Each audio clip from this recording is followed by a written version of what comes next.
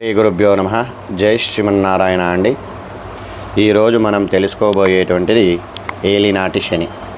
మరి 2025వ సంవత్సరంలో ఏలినాటి శని ఎవరికి ఉంది, ఏ రాశుల వారికి ఏలినాటి శని వర్తిస్తుంది, మరి ఎలా ఉండబోతుంది, మరి దానికి పరిహారాలు ఏం చేసుకోవాలి అనేటువంటి విషయాన్ని ఈరోజు మీకు తెలుపుతానండి.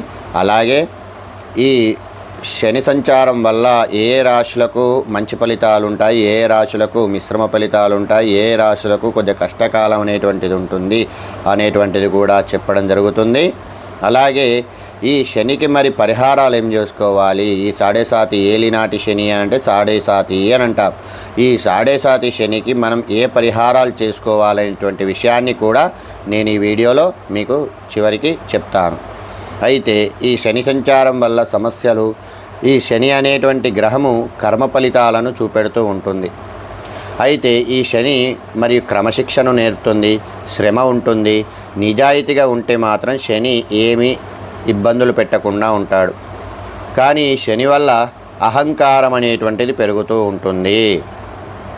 అలాగే ఈ శని వల్ల అహంకారం అనేటువంటిది పెరుగుతూ ఉంటుంది. ఈ శని వల్ల కొద్దిగా కష్టాలు పడేటువంటి అవసరం కూడా ఉంటుంది. తప్పు పనులు చేయాలనేటువంటి ఆశ అనేటువంటిది కలుగుతూ ఉంటుంది. కానీ ఆ తప్పు పనుల కోసం ఆశ పెడితే శని వల్ల చాలా ఇబ్బందులు అనేటువంటివి కలుగుతాయి. అందుకే శని సంచారము గోచారంలో ప్రతి ఒక్కరి జీవితంలో, ప్రతి ఒక్కరి జాతకంలో కూడా కీలకమైనటువంటి పాత్రను పోషిస్తూ ఉంటాడు. మరి ఈ 2025వ సంవత్సరం శని సంచారము 2025లో మీనరాశిలో శని సంచారం అనేటువంటిది జరుగుతూ ఉంది. జూలై 13వ తారీఖు నాడు శని వక్రగతిని స్వీకరించాడు. మరియు మళ్ళీ నవంబర్ 28వ తారీఖు నుంచి సవ్యదశకు వెళ్తూ ఉంటాడు. కానీ ఈ సమయం లోపల చాలా రాశుల వారు జీవితాలలో మార్పులు అనేటువంటివి సంభవిస్తూ ఉంటాయి. మరి ఆ మార్పులు ఎలా ఉంటాయి అనేటువంటిది ప్రతి రాశిని కూడా తెలుసుకుందాం. మొదటగా మిథున రాశి. ఈ మిథున రాశికి కెరీర్లో పురోగతి అనేటువంటిది ఉంటుంది. మరియు అడ్డంకులు అనేటువంటివి, ఏవైనా అడ్డంకులు ఉంటే ఎదిగేటప్పుడు ఆ అడ్డంకులు తొలగిపోతాయి. ఆర్థికంగా లాభం అనేటువంటిది చేకూరుతుంది. పెండింగ్లో ఉన్నటువంటి పనులన్నీ కూడా పూర్తవుతూ ఉంటాయి. అలాగే వృషభ రాశి వారికి కొత్త ఆదాయ మార్గాలు అనేటువంటివి కనిపిస్తూ ఉంటాయి. వ్యాపారం చేసే వారికి లాభాలు అనేటువంటివి ఉంటాయి. కుటుంబంలో సంతోషం అనేటువంటిది ఉంటుంది. కొత్త అవకాశాలు కూడా వస్తూ ఉంటాయి. ఈ కుంభరాశి అకస్మాత్తుగా ధనలాభం అనేటువంటిది ఉంటుంది. ప్రజాదరణ పెరుగుతుంది. మరి మంచి గౌరవం, కొత్త బాధ్యతలు స్వీకరిస్తూ ఉంటారు. కెరియర్లో పెద్ద అవకాశాలు వచ్చేటువంటి అవకాశాలు ఉన్నాయి. అయితే జాగ్రత్తగా ఉండవలసినటువంటి రాశులు మేషరాశి. అంటే మేషరాశికి చంద్రుడు మేషరాశిలో ఉన్నట్టయితే వారికి ఏలినాటి శని ప్రారంభమైంది కాబట్టి అనుకోని ఖర్చులు పెరుగుతూ ఉంటాయి. ఆరోగ్యం పట్ల జాగ్రత్త అనేటువంటిది అవసరము. కోపం, తొందరపాటు నిర్ణయాలు తీసుకుంటూ ఉంటారు. ఈ కన్యా సింహరాశి వారికి కూడా పనుల్లో ఆలస్యం అనేటువంటిది ఉంటుంది. సంబంధాలలో చిన్న చిన్న సమస్యలు వస్తూ ఉంటాయి.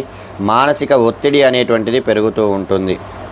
ఇక తులారాశి వారికి ఆర్థిక ఇబ్బందులు ఉంటాయి. అప్పులు చేయకుండా జాగ్రత్తగా ఉండాలి.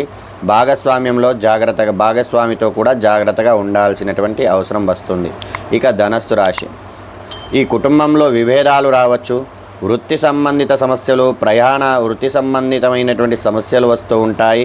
అలాగే ప్రయాణాలన్నీ కూడా విఫలమైపోతూ ఉంటాయి. అయితే ఇప్పుడున్నటువంటి ఈ 2025వ సంవత్సరంలో మరి ముఖ్యంగా కుంభరాశి వారికి, మీనరాశి వారికి, మేషరాశి వారికి ఏలినాటి శని నడుస్తూ ఉంది. కుంభరాశి వారికి చివరి దశ నడుస్తూ ఉంది. మీనరాశి వారికి మధ్య దశ నడుస్తూ ఉంది.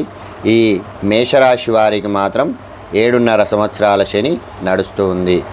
శని ఒక్క రాశిలో 2.5 సంవత్సరాలు సంచారం చేస్తూ ఉంటాడు. ఒక్క రాశిలో 2.5 సంచారం చేస్తూ ఈ 3 రాశులు తిరిగి వచ్చి మేషరాశికి వచ్చేసరికి ఏలినాటి శని అంటే 7.5 సంవత్సరాల శనిని ఏలినాటి శని లేదా సాడేసాతి శని అని అంటాం. ఇప్పుడు ఈ ముఖ్యంగా కుంభరాశి, మీనరాశి, మేషరాశి ఈ 3 రాశుల వారికి ఏలినాటి శని నడుస్తూ ఉంది. ఒకరికేమో చివరి దశలో ఉంది, ఒకరికేమో మధ్య దశలో ఉంది, ఒకరికేమో స్టార్టింగ్లో ఉంది. అంటే ఈ శని ఏలినాటి శని ప్రభావం ఎలా ఉంటుంది అని అంటే చివరి దశలో కొన్ని ఫలితాలు చూపెడుతూ మధ్య దశలో ఇబ్బందులు అనేటువంటివి కలిగిస్తూ ఈ మొదటి దశలో ఏలినాటి శని దశలో ఇప్పుడిప్పుడు కష్టాలు అనేటువంటివి ప్రారంభమై అహంకారాలు పెరుగుతూ ఉంటాయి. అహంకారం పెరుగుతుంది, కోపం పెరుగుతుంది, దురాశలు చేయాలనేటువంటి ఆశలు కలుగుతూ ఉంటాయి. కావున వీళ్ళందరూ కూడా కొద్దిగా జాగ్రత్తగా ఉండాల్సినటువంటి సమయము. అయితే ఈ ఏలినాటి శని ప్రభావం వల్ల 2025 సంవత్సరం ఏలినాటి శని ప్రభావం చాలా వేరువేరు రాశులపై ప్రభావం అనేటువంటిది చూపెడుతూ ఉంటుంది. కొందరికి లాభము, కొందరికి కష్టాలు. కానీ కొందరికి శని ఎప్పుడూ కర్మను బట్టి ఫలితాలు అనేటువంటివి ఇస్తాడు. శని కర్మకారకుడు కాబట్టి కర్మను బట్టి ఫలితాలు అనేటువంటివి ఇస్తూ ఉంటాడు. అయితే ముఖ్యంగా ఈ కుంభరాశి వారు, మీనరాశి వారు, మేషరాశి వారు కూడా జాగ్రత్తగా ఉండవలసినటువంటి సమయము. అహంకారానికి పోకుండా కొద్దిగా శాంతంగా ఉంటూ ఎప్పుడు ఈ శనైశ్వరుని జపము చేసుకున్నా మంచి ఫలితాలు కలుగుతాయి. అయితే మరి శనికి పరిహారాలు ఏం చేసుకోవాలి?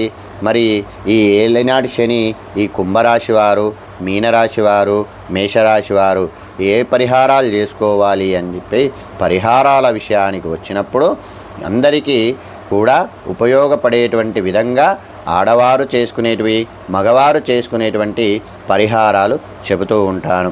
మగవారు ప్రతి నిత్యము కూడా హనుమాన్ చాలీసా చదవడము, ఆంజనేయ స్వామి గుడికి వెళ్ళడము మంచి ఫలితాలను చూపెడుతూ ఉంటుంది. హనుమాన్ దర్శనం చేసుకోవాలి, ప్రతిరోజు ఆంజనేయ స్వామి గుడికి వెళ్ళాలి.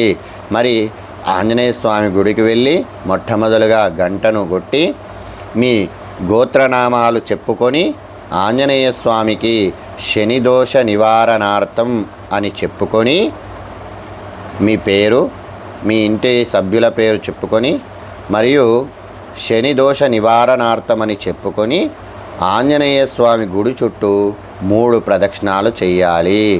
3 ప్రదక్షిణాలు చేసి ఆంజనేయ స్వామికి మంచిగా దండం పెట్టుకొని హనుమాన్ చాలీసా పఠనం చేసినట్టయితే మంచి ఫలితాలు కలుగుతాయి. ఇది మగవారు చేయవలసినటువంటి పరిహారము. శనివారము జొన్న రొట్టెలు లేదా జొన్న అన్నము ప్రాంతమును బట్టి ముసలి చిన్నపిల్లలకు హనుమంతుని